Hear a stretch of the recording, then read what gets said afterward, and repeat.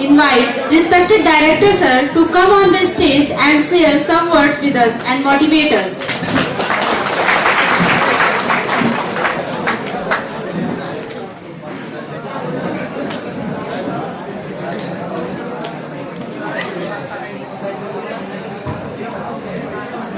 Respected Dr. Dubey, Chairman Samapra Group, Shukla, Principal Samapra Institute of Nursing and Paramedical Sciences, all the faculty members of SCP and our students. पहले तो मैं समर्पण परिवार की तरफ से आज उन सभी छात्र छात्राओं का इस संस्थान में हार्दिक स्वागत और अभिनंदन करता हूं जो आज समर्पण गृह में सम्मिलित हो रहे हैं, जिन्होंने जिनकी आज फ्रेशर पार्टी की गई है। आज वो हमारे परिवार के आधिकारिक सदस्य बने हैं, इसके लिए उन सबको हमारी शुभकामनाएं हैं।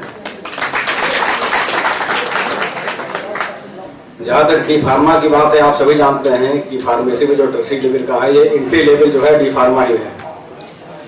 डी फार्मा करने के बाद आप फार्मासिस्ट बन सकते हैं, अपनी फार्मेसी की दुकान खोल सकते हैं। हम लोग जब छोटे थे, हमारे यहाँ अस्पताल में कंपाउंडर हुआ करते थे,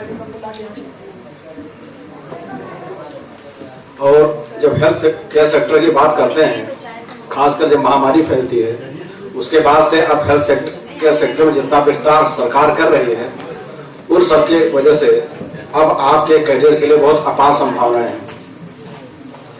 सैलरी वाइज भी अच्छा है। मैं भी कल या परसों पेपर में देख रहा था कि उत्तर प्रदेश में जो फार्मासिस्ट हैं, डी फार्मा करके निकलते हैं, उनका जो सालाना एवरेज सैलरी है वो 3,90,000 के आसपास है, मतलब करीब 30-32 हज़ार रुपये पर महीना। शायद परसों ही ये मैं अमर उजाला में देख रहा था। और जो प्राइवेट नर्सिंग होम्स हैं या प्राइवेट हॉस्पिटल्स हैं, उसमें भी जो डी फार्मा के बच्चे जाते हैं, उनकी औसत सैलरी जो है उत्तर प्रदेश में 18,000 है। तो मुझे नहीं लगता कि डी फार्मा करने के बाद कोई बच्चा घर बैठेगा। आप या तो फार्मासिस्ट होंगे, या अपनी खुद की दुकान खोलेंगे, या आप सरकार में जाएंगे, या आप जो है प्राइवेट सर्विस में जाएंगे। तो जो एवरेज है वो 18 से 32 हज़ार तक का है। तो ये तो आप मान के चले कि डी फार्मा करने के बाद ही आपकी सैलरी 18,000 से 32 हज़ार पर मंथ के बीच में कहीं आएगी। लेकिन इसके बाद भी आपका संभावनाएं हैं, आप बी फार्मा करेंगे। अभी चेयरमैन साहब ने एम फार्मा की बात की थी, अगले साल से हमारे कॉलेज में भी हो जाएगा। अगर आप लोग चाहेंगे डी फार्म भी करेंगे, आप जो है रिसर्च में जा सकते हैं, क्योंकि फार्मेसी वालों के पास जो है वो इनोवेशन की अपार संभावनाएं हैं। जो भी ड्रग डिजाइनिंग होती है, ड्रग डिस्कवरी होती है, बगैर फार्मासिस्ट के, बगैर फार्मेसी के हो ही नहीं सकती है।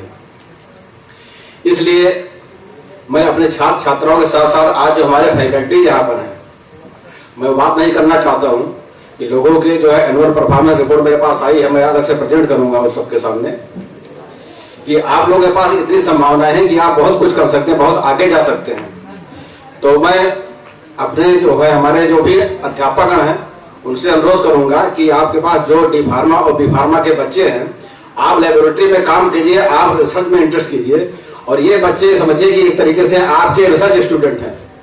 आप खुद भी रिसर्च कीजिए, इनको लगाइए। अगर आज आप इनको जो है इस प्रकार की शिक्षा देंगे तो इनके अंदर रिसर्च के लिए जागृति उत्पन्न होगी, और ये फार्मास्यूटिकल रिसर्च में बहुत अच्छा योगदान कर पाएंगे। तो इसलिए आपके पास संभावनाएं बहुत ज्यादा है, और आप बहुत कुछ कर सकते हैं और करने की क्षमता रखते हैं अगर आप करना चाहें। चेयरमैन साहब ने कुछ बातें की थी, वो भी मैं कहना चाहता हूँ। जहाँ तक ये पोस्टर की बात है, क्योंकि बच्चों ने बनाया होगा, आपके अध्यापक ने बताया होगा, मैं जब भी बनाता हूँ मैं तो ये जैनाबाद इतना लंबा लिखता नहीं, क्योंकि इसको लिखने से मैं भी कंफ्यूज हूँ कि जैनाबाद में हूँ कि गोयला में हूँ कि देवा में हूँ कि चिन्हार में हूँ, सब कामा कामा कामा है। तो ये चीज नर्सिंग के प्रिंसिपल को पता है, इसलिए इस टाइम का बनते हुए मेरे पास फेंक देते हैं कि आप देखिए। ये प्रिंसिपल फार्मेसी को भी अपने प्रिंसिपल नर्सिंग से शिक्षा लेनी चाहिए कि इस टाइम अगर भेज दिया करें तो बेहतर हो जाया करेगा। क्योंकि मैंने भी देखा तो वास्तव इतने कामा लगे हैं इसमें, तो मैं भी कि हम गोयला में है कि जैनाबाद में कि चिन्हार में कहाँ है, ये लिखने वास्तव हम तो 10 से 54 ये लिखते ही नहीं है कि जरूरत ही नहीं है, खुद लोग जान गए हैं। अगर आप लिख दीजिए समर्पण कॉलेज ऑफ फार्मेसी, देवा रोड लखनऊ उतने पे ही रटा जाता है।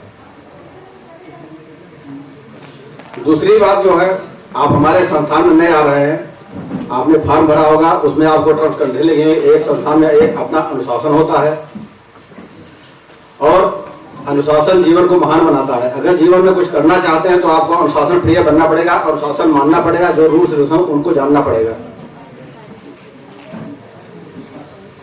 चेयरमैन साहब ने एक अभी हल्की सी बात की, उन्होंने पूरा नहीं बताया कि हमारे यहाँ बॉयज हॉस्टल था जो कैंपस में, चूंकि हॉस्टल नहीं था हमारा, बेसिकली गेस्ट हाउस था, जिसको हमने हॉस्टल में कन्वर्ट किया था कि जब तक हमारा हॉस्टल बनेगा बच्चे यहाँ रहेंगे। अब मेरा हॉस्टल बन गया है, बच्चे वहाँ शिफ्ट कर गए हैं, लेकिन जिन बच्चों को रखा गया था उन्होंने उसमें इतनी तोड़ फोड़ की, सारे बोर्ड वगैरह सब तोड़ डाले। मैं इसको क्लियर कर रहा हूँ क्योंकि चेयरमैन साहब ने संकोच किया कहने में। और उन बच्चों पर मैंने प्रिंसिपल से कहा, मेरे पास पता लगा, मुझे फार्मेसी जो है हॉस्टल वार्डन लिख कर दिया। मैंने कहा इन बच्चों पर इसको जुर्माना लगाइए, इन्होंने ऐसा क्यों किया? अनुशासन तोड़ा और उसके साथ ही साथ संपत्ति को नुकसान पहुंचाया, उन पर लगा दिया गया। वो सब चेयरमैन साहब के पास पहुंच गए। चेयरमैन साहब बेसिकली जो है, जैसा उन्होंने कहा, वास्तव में ह्यूमैनिटेरियन ग्राउंड बहुत ज्यादा रखते हैं, वो हमेशा दयालु, कोई भी पहुंच जाता है, अच्छा बेटा कोई बात नहीं, अगली बार मत करना। उन्होंने कह दिया कि चलिए हमारे धर्म।